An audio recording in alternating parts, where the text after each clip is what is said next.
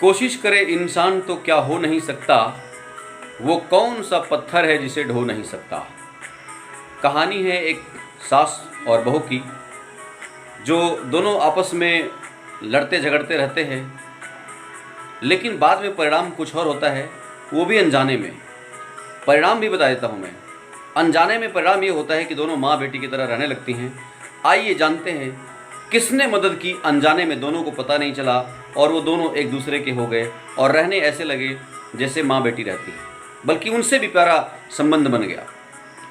क्या हुआ कि दोनों में लड़ाई झगड़ा होती थी। बहू के दिमाग में बहुत गुस्सा आया और उसने एक दिन फैसला किया बैठे बैठे कि रोज़ रोज़ की किचकिच से बढ़िया है कि मैं इस बुढ़िया को एक दिन ख़त्म कर दूँगी। लेकिन ख़त्म करूँ तो कैसे? उसको ये भी था कि काम भी हो जाए और पता भी ना चले किसी को। तो एक दिन उसके दिमाग में आता है रात में बैठे बैठे कि फलाना पंडित बहुत प्रसिद्ध है, उस पंडित के पास मैं जाऊंगी और पूछूंगी कुछ उपाय बताओ, किसी को पता भी ना चले। और वो दिन आ गया जब वो पंडित जी के पास चली गई बहू। पूछती है कि पंडित जी, अगर आप वादा करें तो मैं एक ऐसी चीज़ पूछने वाली हूँ जो किसी को पता भी नहीं चलनी चाहिए, लेकिन मेरा काम हो जाना चाहिए।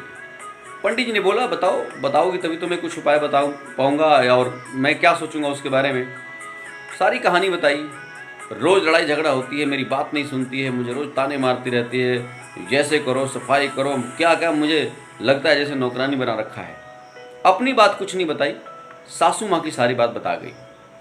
पंडित जी सारी बात ध्यान से सुने। इसके बाद उन्होंने कहा कि उपाय तो है, लेकिन बड़ी समझदारी से करना पड़ेगा। बोली बताइए पंडित जी, मैं करने के लिए तैयार हूँ। उन्होंने बताया टाइम भी लगेगा, 6 महीने का टाइम लगेगा, कम से कम 6 महीने का टाइम लगेगा। कोई बात नहीं पंडित जी, आप मुझे तरीका बताओ, उपाय बताओ, मैं करूँगी। पंडित जी ने बोला एक काम करो, रोज खिचड़ी बना के दिया करो, साथ में अचार दे देना, और उसमें मैं कुछ चीज़ ऐसी दूंगा जो जरूर मिला कर देना, उसे पता नहीं चलना चाहिए कि इसमें कुछ मिलाया है। और एक काम और साथ में करना, प्यार से बात करना। कभी गुस्सा हो, कोई बात नहीं माता जी, कभी कुछ झिड़क दे, अरे अरे कोई बात नहीं, गलती हो गई, आगे से नहीं होगी। मतलब जितने प्यार से, इसलिए प्यार से बात करना कि डाउट ना हो, क्योंकि डाउट हो जाएगा सारा काम खराब हो जाएगा। कहा कि ठीक है कर लूँगी मैं, आप मुझे बताओ और क्या करना है। बोला कि ठीक है, मैं भी कुटिया के अंदर से कोई चीज़ लेकर आता हूँ और वो दूंगा, उसको आधा चम्मच रोज़ खिचड़ी में दे देना, घी जरूर डालना, देसी घी, अचार जरूर दे देना, ताकि स्वाद से खा ले, उसे पता ही ना चले कि इसमें कुछ मिलाया गया है। बात समझ में आ गई, चलो अब मैं जंग जीत जाऊंगी।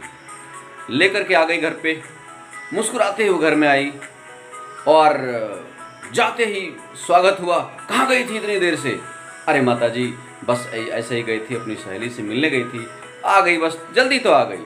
मतलब प्यार के फूल बरसने लगे, प्रेम की वाणी निकलनी शुरू हो गई। रात को खाना आया माता जी के पास, अच्छा सा सुंदर सा थाली में सजा करके, अचार और घी के साथ, और साथ में वो चीज़ भी मिला दिया जो पंडित जी ने दिया था।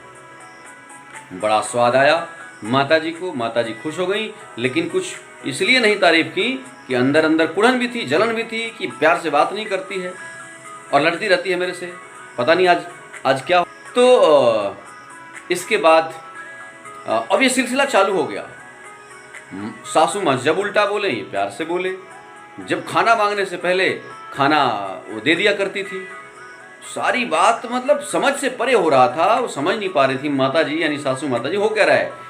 एक दिन उनको अचानक समझ में आता है, मतलब दिमाग में आता है, यार क्या बात है, मेरी बहू तो बहुत अच्छे से बात करने लगी है आजकल। तो उसने विचार किया कि शायद मैं ही गलत हूँ, यार मेरी बहू तो इतनी अच्छी है, अच्छे से स्वादिष्ट खाना देती है, प्यार से बात करती है, सारा काम कर रही है, आजकल काम भी नहीं करने देती है। तो अब उनके अंदर भी बदलाव आने लगा, माता जी के अंदर भी बदलाव आने लगा और उन्होंने भी प्यार से बात करना शुरू कर दिया।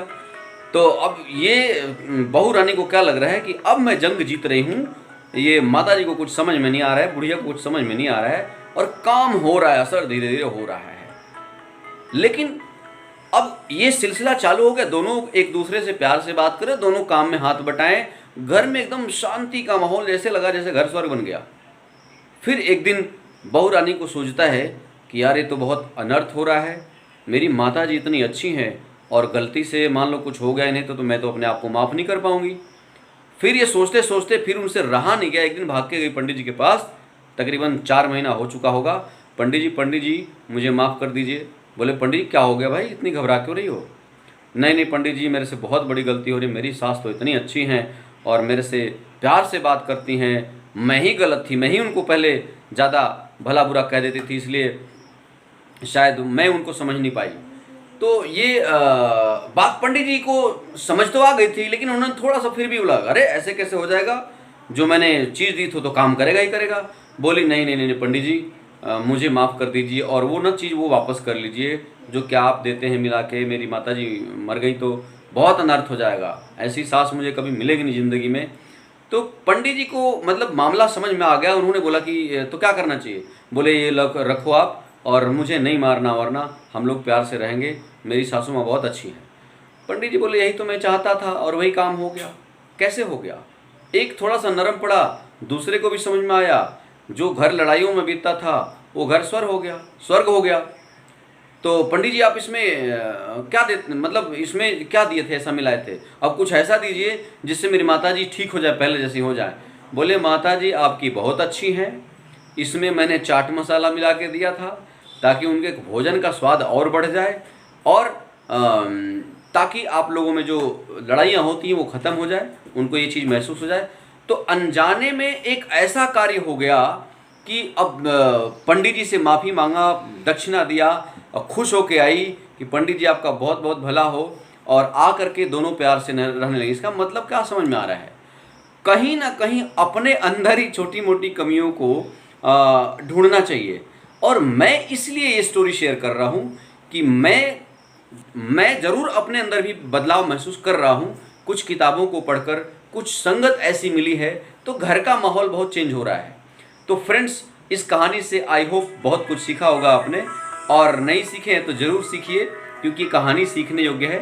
ये कहानी बचपन में बहुत पहले सुना करता था मैं, लेकिन आज मेरे मन में आया कि कहीं ना कहीं जो इस कहानी को नहीं सुना होगा उससे बहुत कुछ सीखने को मिल सकता है। सो इस स्टोरी को आप अपने बिजनेस में इस्तेमाल कर सकते हैं, आप अपने घर में इस्तेमाल कर सकते हैं, आप अपने स्कूल कॉलेज में इस्तेमाल कर सकते हैं, जीवन के किसी भी मोड़ पे इस कहानी को इस्तेमाल कर सकते हैं और अपने और सामने वाले के जीवन को स्वर्ग बना सकते हैं। Thank you so much. इसी के साथ आप सभी को नमस्कार, प्रणाम, सत श्री अकाल। और हो सके तो इसको लाइक और सब्सक्राइब और शेयर जरूर करें ताकि इस कहानी से और किसी को लाभ मिल सके। Thank you so much. नमस्कार, ओमकार।